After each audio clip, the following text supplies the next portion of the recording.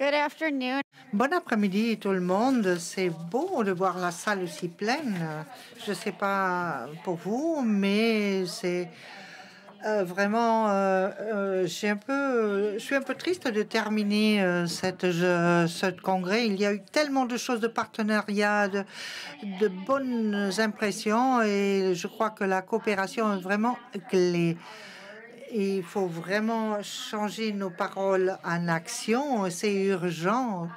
Nous n'avons pas de temps à perdre. Évidemment, nous devons être présents dans les villes jusqu'au COP 26, mais je crois que c'est nécessaire bien au-delà. On l'a vu ce matin, il faut assurer que tous les débats, tous les sommets qu'on fait inclus dans l'alimentation et les villes pour avoir un monde plus durable. La première intervenante, c'est Mark Watts, le premier intervenant des villes C40, directeur exécutif.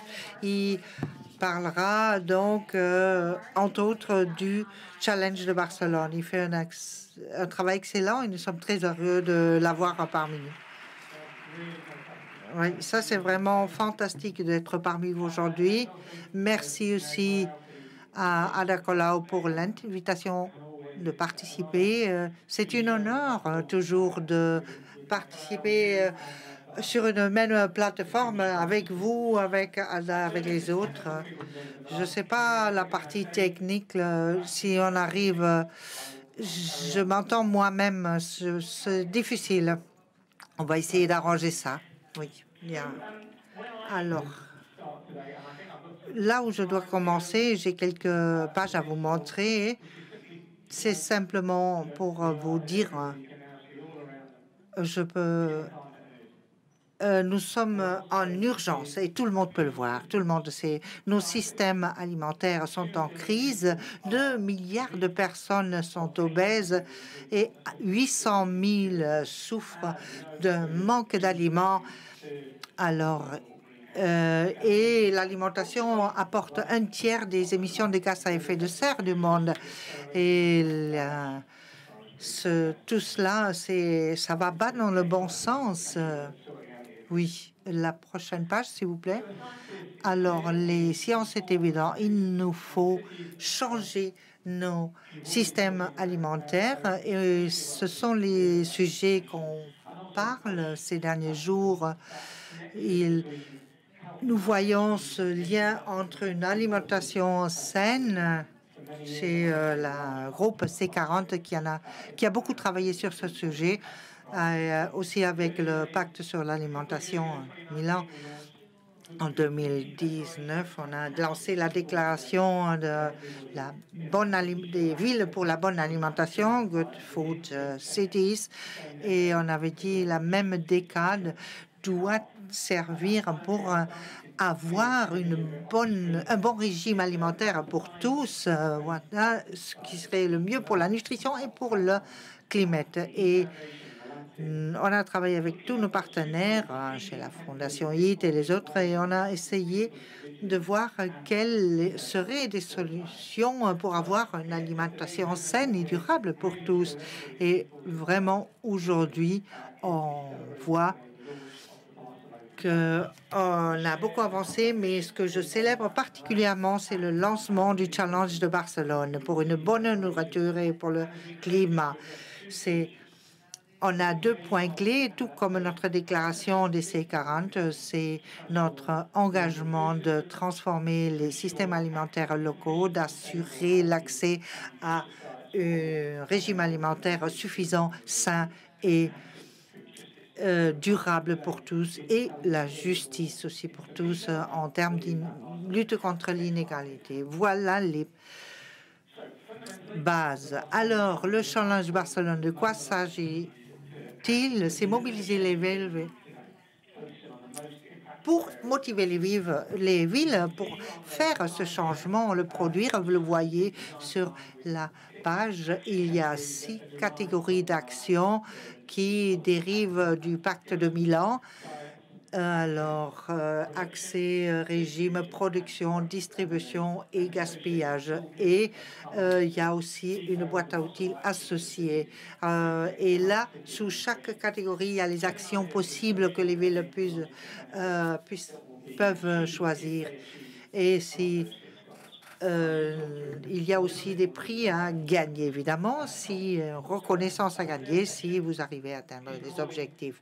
Ensuite, c'est un appel aux villes pour renforcer la résilience de l'alimentation d'un point de vue réglementaire, d'inclure l'alimentation dans des plans d'action de la ville et ce serait aussi un engagement à prendre. La deuxième section, il s'agit de faciliter l'accès à une alimentation saine en tant qu'individu, mais aussi en tant que proposition commune ou des collectivités, alors jusqu'à 2030, pour que c'est un peu aussi la partie administrative qui permet donc cet accès à une nourriture saine. Le prochain point, c'est équité économique, c'est d'introduire ces systèmes alimentaires et des systèmes agricoles durables dans toutes les autres approches pour lutter contre les problèmes climatiques et les autres. Ensuite, il y a aussi notre point, c'est promouvoir des formes équitables, justes d'un point de vue social de production de l'alimentation et la gestion des ressources locales.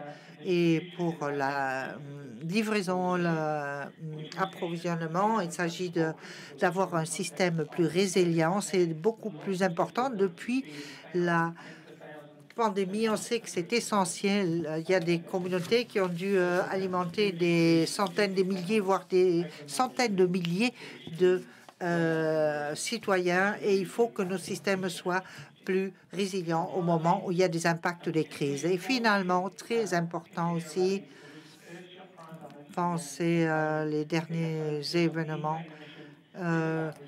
c'est réduire le gaspillage d'alimentaire. Donc, le réduire à la moitié jusqu'à 2050.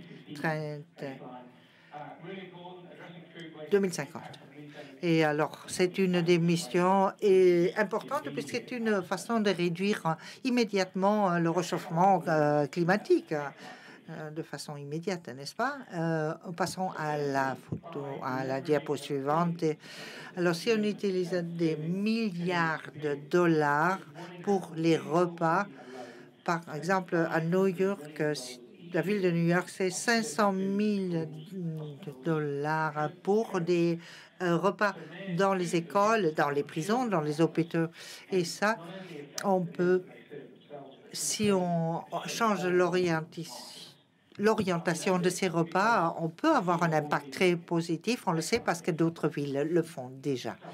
Ensuite, vous allez en entendre parler davantage. Un grand exemple, Milan a changé les repas à l'école. Ils ont remplacé la viande par les plantes déjà à 30%. Alors, à travers de décisions publiques et avec une influence et une répercussion aussi sur les foyers qui épaulent cette évolution et évitent. La ville de Barcelone a fait quelque chose de similaire dans les jardins d'enfants et des changements qui sont étendus aux écoles primaires actuellement. Et on a aussi la ville de Copenhague qui a récemment former ces règles d'approvisionnement alimentaire pour les écoles. Et il s'agit donc de décisions très sensées pour réduire l'impact de l'empreinte carbone, puisqu'il s'agit d'intégrer aussi l'approvisionnement à partir de fournisseurs locaux. Et ensuite, en Suède, en Stockholm, il y a un instrument digital. Alors, tous les aliments sont achetés à travers cet outil de façon centralisée pour la ville, légumes, fruits, produits laitiers, etc. Alors, pour le changement des systèmes alimentaires, il s'agit vraiment de voir les initiatives déjà faites à Barcelone, non seulement pour les résidents, mais aussi pour les visiteurs de Barcelone, mais aussi à Los Angeles avant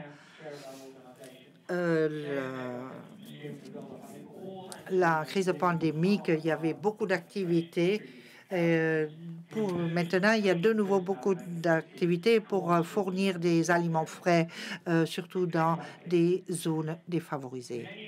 Alors, beaucoup d'entre vous auront vu que dans nos exemples, on parlait de aliments sains et tout ça. Alors, ici, l'approche face à de la nourriture de bas niveau ou malsaine est différente en général. Pour améliorer le niveau nutritionnel, il faut éviter donc ce genre de nourriture ou des nourritures basées sur des hauts niveaux d'hydrates de carbone.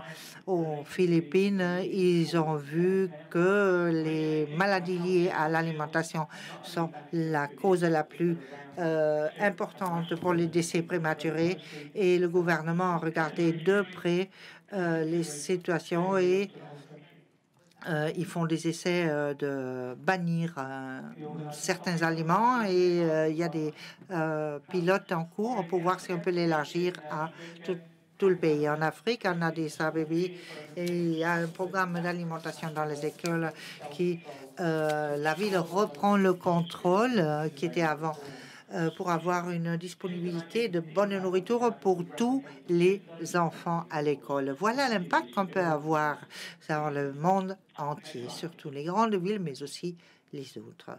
Et on continue. Alors, notre grand problème, et nous pensons, à part une alimentation saine, c'est le gaspillage des aliments, tandis que d'autres restent sur leur faim. Alors, un tiers est gaspillé. Alors, c'est une partie du challenge de Barcelone, c'est de réduire ce gaspillage et de recueillir ce qui est encore utilisable, et ce qui n'est plus utilisable, le passer au compostage et le réutiliser de cette façon. On croit là aussi que les villes peuvent le faire, en effet, parce qu'il y a des villes qui l'ont fait. En Séoul, en Corée, ils essayent de réduire, ou ils sont déjà au zéro émission à partir de la production d'aliments. Non. Alors, pratiquement 99% est recyclé. Il n'y a pas de gaspillage d'aliments. Il y a des aliments qui sont donnés et le reste est recyclé. D'autres villes, Guadalajara, Lisbonne et au Brésil aussi. Je peux pas en parler sans parler aussi de Milan. C'est vraiment la ville qui a eu une reconnaissance pour leur gestion alimentaire. On en entendra parler davantage. Alors, pour réduire ce gaspillage, c'est vraiment, parfois, c'est un problème de stockage parce que les produits sont gâtés avant d'arriver sur le marché, parce qu'il n'y a pas des stockages ou un traitement approprié. Et là aussi, il faut réduire énormément les pertes.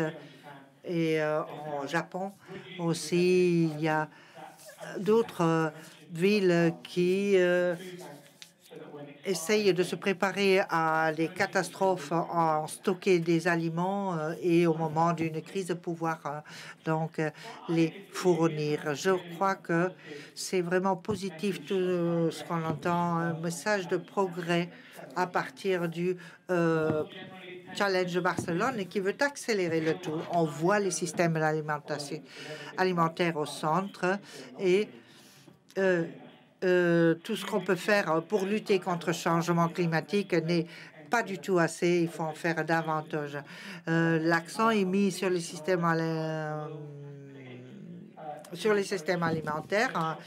On a vraiment ce sujet sur l'agenda mondial et je suis très fière de toutes les villes qui ont des ambitions très élevées et qui réduisent le gaspillage et qui améliorent leur système alimentaire pour atteindre nos objectifs communs. C'est donc un vrai privilège et tous ceux qui ont participé à la plateforme, merci de nous avoir menés à ce challenge de Barcelone. Je crois que c'est vraiment génial de pouvoir vous épauler et merci à tous. Thanks so much, Mark. I love. Merci, Marc. J'adore votre optimisme et votre engagement pour le challenge de Barcelone et tout ce qui se passe pour transformer les systèmes alimentaires. C'est le bon moment, en effet. On ne peut pas attendre. Il faut agir maintenant. Merci. J'ai beaucoup apprécié de vous voir ici par maintenant. Maintenant, c'est un grand plaisir de accueillir la maire Ana Colau de Mer et la maire de Mozambique de me rejoindre sur scène.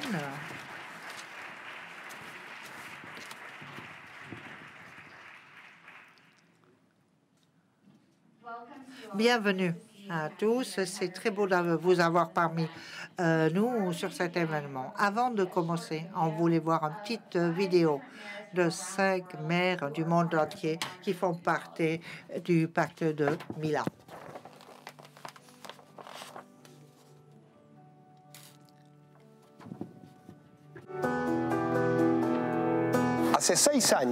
Il y a 6 ans, la ville a décidé de passer à l'action. 210 municipalités à travers le monde ont signé le pacte de politique alimentaire urbaine de Milan. Un accord international pour l'émergence de systèmes alimentaires sains et durables. С момента его внедрения мы добились большого прогресса. Per això nosaltres treballem molt intensament amb el nostre entorn. Pero la emergencia climática ya es una realidad y lo que está en juego es la continuidad de la vida en el planeta tal como la conocemos. Les villes entendent collaborer dans la lutte contre le changement climatique. C'est pourquoi, en ce qui concerne notre alimentation, nous prenons les choses en main avec un engagement fort et inédit au sein du pacte de Milan. Барселонский вызов по здоровому питанию и климату. Ici, à Barcelone, nous lançons cet appel international pour l'engagement des villes et leurs citoyens dans la transformation des systèmes alimentaires afin d'être à la hauteur des enjeux que pose l'urgence climatique. Y reivindicar nuestro papel clave en generar este cambio, porque la ciudadanía de todo el mundo lo reclama y porque nuestro planeta está llegando al límite. Pour ces raisons, nous, les villes, souhaitons agir pour une alimentation qui préserve la santé des personnes, des territoires et de la planète. Каким образом? Путь создания согласованных и совместных механизмов управления продовольственными системами. En promouvant des régimes alimentaires sains qui soient accessibles à tous sans exception. Incorporando la justicia social y ambiental en la producción y distribución de alimentos. En renforçant la production agricole biologique. En limitant au maximum le gaspillage alimentaire. I especialment treballem amb l'educació alimentària dels nostres infants a les escoles. Это наше обязательство. Et le nôtre. Y el nuestro. Et le nôtre.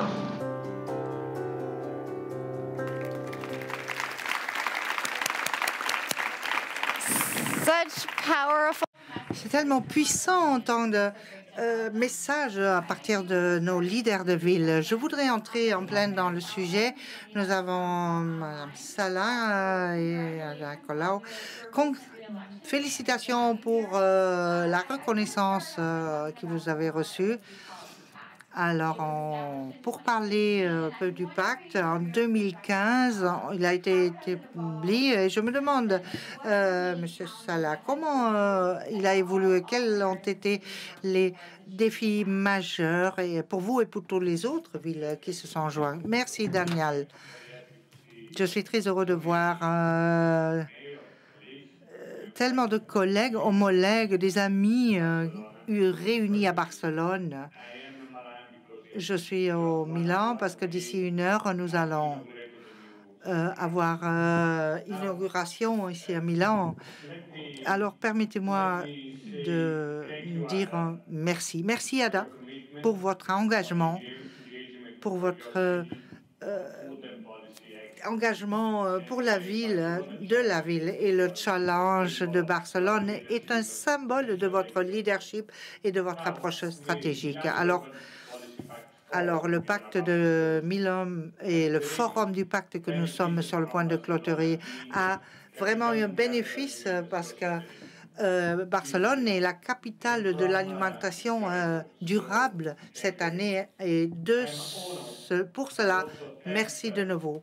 Merci aussi à tous les maires, vice-maires et toute représentation et à tous. Vous avez nourri à travers ces débats actifs pour contribuer personnellement ou en ligne à enrichir les conversations. On a vu confirmer l'importance de notre dialogue et l'objectif sera au niveau régional et local et national. Enfin, j'ai pas de boule de cristal pour le futur, Daniel, mais d'après moi, mon opinion personnelle des objectifs que nous devrions atteindre à la fin d'un processus comme ça et ensuite le COP 26 et le Glasgow, nous devrions prioriser le prochain sommet et le partager entre le climat et l'alimentation,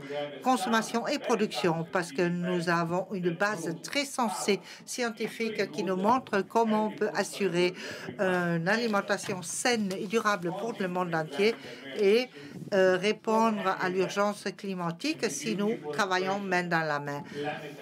Et atteindre un régime alimentaire sain pour toute la planète est un élément clé et voilà où les villes sont les plus importants acteurs.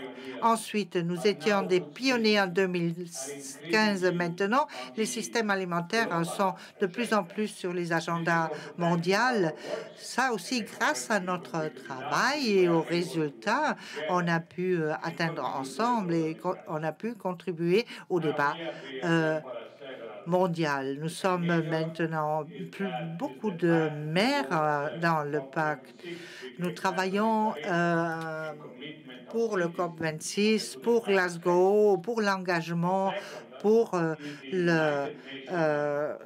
l'accord climatique. Le suivant, c'est les résultats du sommet alimentaire du mois passé. C'était très complexe et d'assurer l'inclusivité de tous les parties prenantes. Voilà le travail commun que nous devons faire jusqu'en 2023. Plus, mieux, pour améliorer nos systèmes alimentaires, pour atteindre le maximum d'objectifs.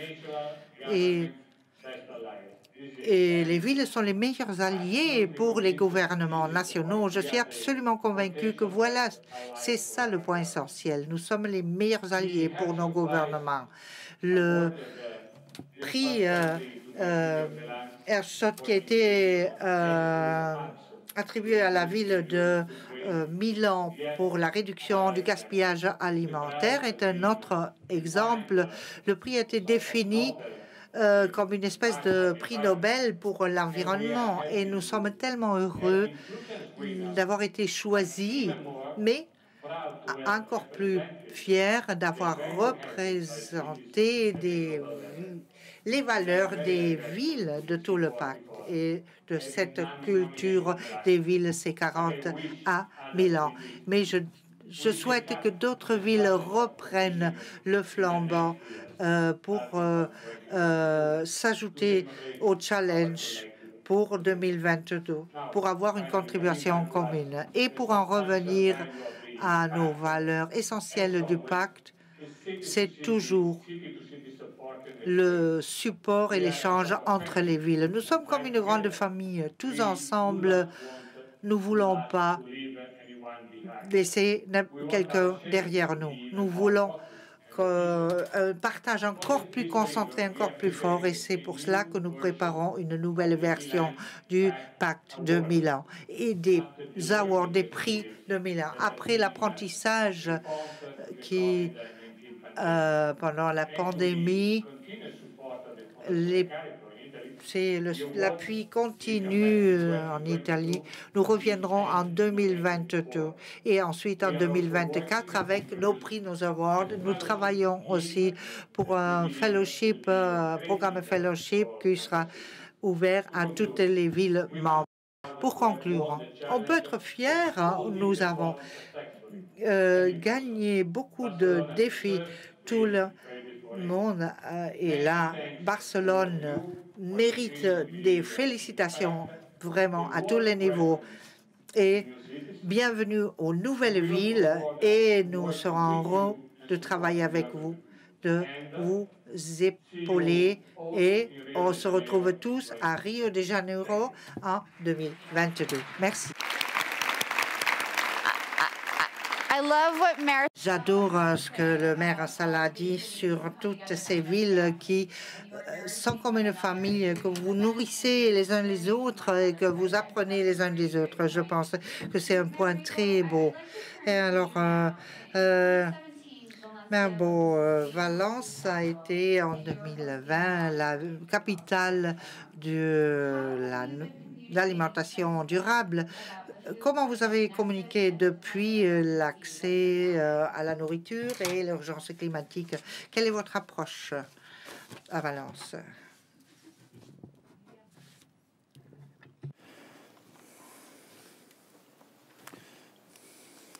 Alcaldessa de Barcelona. La maire de Barcelone, monsieur le ministre, Monsieur, Madame, maire et tous les participants du pacte du Milan, mesdames et messieurs, les villes, on se doit de coopérer avec les autres villes et pour améliorer la vie des citoyens et pour nous occuper de tout qui nous incombe. Évidemment, l'alimentation ne peut pas être moins qu'une alimentation, un problème principal. C'était proche des personnes, des villes, des mers. C'est très riche. L'alimentation signifie bien-être, santé, une vie digne. Alors, tout ce potentiel est enfermé dans la nourriture.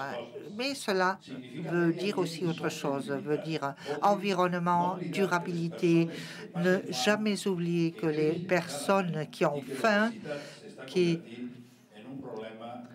y en a chaque fois plus. Et de notre côté, on a un problème d'obésité chaque fois plus important. Ça signifie aussi l'occupation dans les secteurs comme l'agriculture en particulier. Et les circonstances de production des aliments, si c'est proche de nous, si c'est loin de nous, les villes ne pouvons pas ne pas nous inclure, nous engager dans ces projets de transformation écologique existants dans le monde entier. Nous autres devons pas seulement nous limiter aux villes, mais aussi voir le monde rural qui nous fournit, qui nous nourrit. C'est comme les quartiers, ce sont comme des quartiers de la ville qui nous nourrissent et il faut les reconnaître. Ils viennent chercher la reconnaissance et ça, on doit le faire en devenant le premier et leur meilleur marché pour les produits de nos agriculteurs, de nos jardins, et pour avoir aussi leur donner un meilleur accueil dans nos villes avec leurs produits. L'agriculture de proximité doit être prioritaire pour une meilleure intégration. Travailler avec les régimes alimentaires méditerranéens qui peuvent faire diminuer l'obésité. L'écart urbain-rural sera plus petit. On ne peut pas oublier qu'il y a une partie de l'Espagne vidée et on ne doit jamais oublier l'empreinte de carbone qu'on doit réduire avec une agriculture écologique, avec des pratiques agricoles, commerciales et éviter tout ce qui est dangereux et qui inondent nos marchés avec un manque de contrôle sanitaire et quand on a des travailleurs qui travaillent comme des esclaves dans des situations non contrôlées. Il y a toute une série de mesures législatives doivent corriger ces choses dans un monde qui change avec ces menaces pour la santé et pour les personnes exige un changement de la culture et cette idée de moderniser, uniformiser, y aller vers une société plutôt intégratrice de toutes les personnes et de toutes les cultures, qui n'oublient pas la perspective, disons, de tous les aspects sociaux. Un défi que toutes les villes écologiques devront assumer. Muchas gracias, Mayor. Merci, Monsieur le maire. Je suis tellement heureux que vous ayez parlé de ce lien entre du monde urbain et rural, parce que nous voulions revenir sur cela. Donc, merci de l'avoir évoqué. Et je vais vous demander maintenant, vous avez le privilège d'être le champion du sommet sur le système alimentaire. Vous avez levé la voix, vous êtes fait entendre. Quels sont les besoins des villes? Ils ont besoin de quoi pour résoudre cette crise climatique, pour mitiger les problèmes? Merci.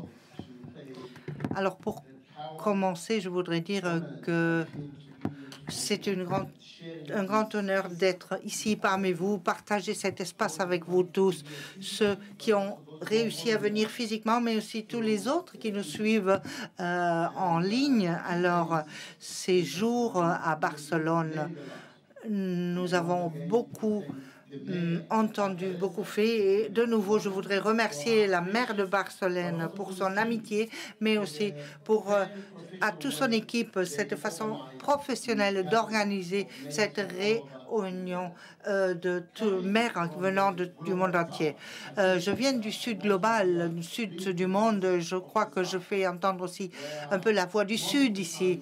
La plupart du temps, nous avons des défis énormes devant nous, des défis que la plupart d'entre vous ne connaissent même pas. Vous n'en êtes pas conscient. Vous êtes à un autre niveau de développement, évidemment. Mais quand on regarde le rôle des villes dans l'arène internationale, pour ceux qui étaient à la COP 15 à Copenhague, au COP 21 à Paris, et ceux qui iront à la COP 26 à Glasgow, on voit qu'il y a une évolution qui s'est produite. Il n'y avait pas la place pour les villes à COP 15. On a fait un énorme pas, c'était un saut en avant. Déjà en COP 21 à Paris, des maires du monde entier, nous nous sommes réunis, notre voix a été écoutée. Et aujourd'hui, il n'y a pas de côté qu'il y a une place aux Nations Unies, mais aussi une place dans la communauté internationale pour les villes, les maires, pour écouter leur voix et les défis des villes. Les Nations Unies ont proposé les objectifs de développement durable, mais je crois que si on regarde ça de plus près, tous les SDG sont à une certaine place et en général, ce sont des villes. Les maires et tous leurs entourages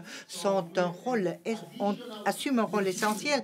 On est élus par nos pairs, nous sommes légitimés pour notre tâche. Alors, le premier défi, pour revenir à votre question, Le premier challenge que nous voulons vous expliquer, c'est de consolider notre place à cette table internationale. Aux Nations Unies, les gouvernements doivent reconnaître davantage que les villes sont des partenaires. Nous ne sommes pas des concurrents. Nous devons travailler ensemble, nous consulter mutuellement, parce que si nous parlons entre nous et nous apportons cette légitimité additionnelle que les leaders des villes ont, nous pourrons avancer plus vite, je pense, et de façon durable. Le deuxième défi que je voudrais présenter ici, c'est le besoin, comme l'a dit le maire Salas de Milan, le besoin que les villes entre elles travaillent ensemble. C'est important que personne ne reste derrière. Un des grands défis que nous avons, c'est le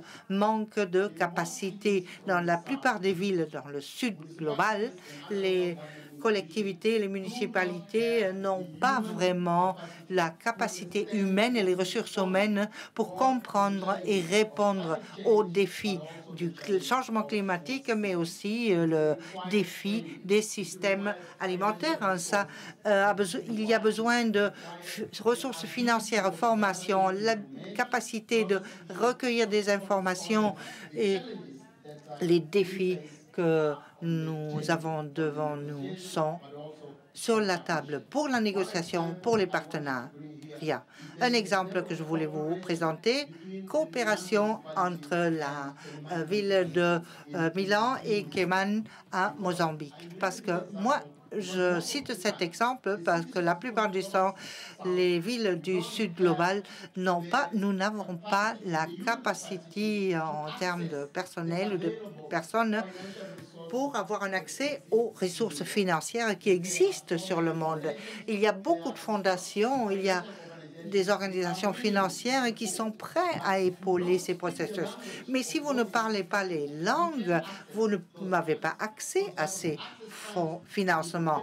Par exemple, pour des fonds de l'Union européenne, il vous faut un certain niveau, il vous faut comprendre les paroles, les exigences, et en général, c'est une forme de parler et une langue qui n'est pas comprise au niveau local dans le sud global. Alors, ce qu'on a fait avec la ville de Milan, on a fait un partenariat, des jumelages, une espèce de jumelage, et on a gagné.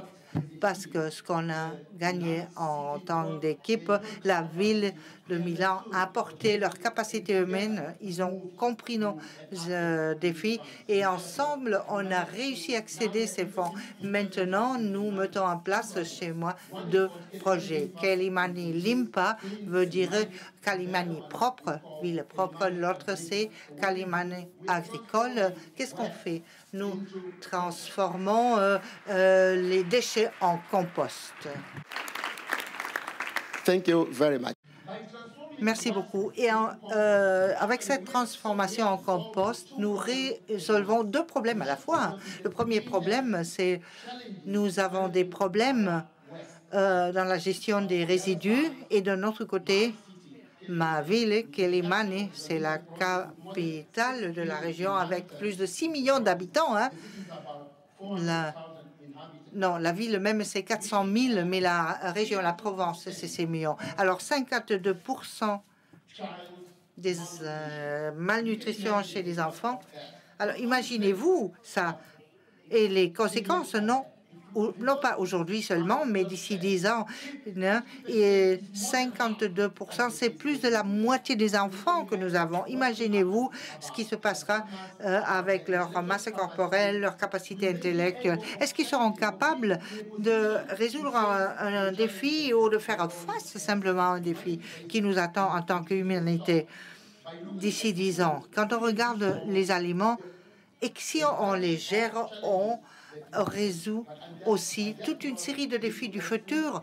Mais c'est pour ça, c'est un point essentiel pour la coopération du futur, pour une meilleure compréhension, une meilleure stratégie, élaboration de stratégie entre le Nord et le Sud. Je crois que nous sommes des partenaires, nous sommes dans la même maison, nous ne pouvons pas laisser certaines parties en dehors. Comme une maison, toutes les places, toutes les salles doivent être accédées, non seulement en termes de système alimentaire, mais aussi en termes de changement climatique. Merci. Thank you so much. Merci beaucoup. C'était tellement inspirant et je pense, Elio, vous avez absolument raison. Quand on résout la crise de food et tous les défis liés à ça, on va résoudre tellement d'autres problèmes. Il ne faut jamais l'oublier quand nous travaillons ensemble comme les leaders des villes et en cette famille. Beaucoup de personnes l'ont dit, on l'a répété maintes fois, on peut tellement faire les uns pour les autres.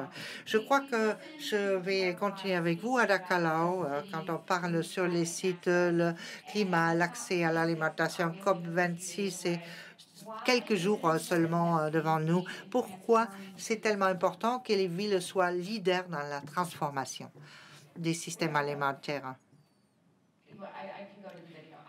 Oui, je peux. Oui, prendre le vidéo. Oui. Bon, alors la maire Lopez de Bogota nous a envoyé une vidéo et merci.